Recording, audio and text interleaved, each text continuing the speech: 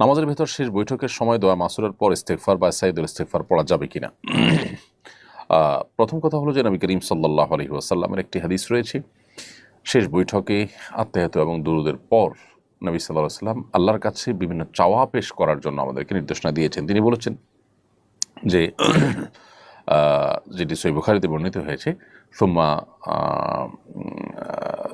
হাদিসের ভাষ্যটা হলো এরকম যে এরপরে সুম্মা লিয়াতাহাইয়া মিনাদ দুআই মা শা, এরপর আল্লাহ তাআলার কাছে যে কোনো দোয়া চাইবে সে বান্দা যেন পেশ করে। অতএব শেষ বৈঠকে আত্মায়াত এবং দুরুদের পর দোয়া মাসুরা হিসেবে আল্লাহুম্মা ইন্নী যালামতু নাফসি যুলমান কাসীরা, যেটা আমরা পড়ে থাকি প্রসিদ্ধ দোয়া, এর পাশাপাশি দোয়া মাসুরা আর এইটির পাশাপাশি কোন হাদিস বর্ণিত যে কোনো দোয়া আপনি পড়তে পারবেন। অতএব আমরা হাদিস বর্ণিত দোয়া হিসাবে সাইদুল ইস্তেগফার এটা শেষ বৈঠকে নিবেদন করতেই পারি, তারপরে অন্য কোনো দোয়া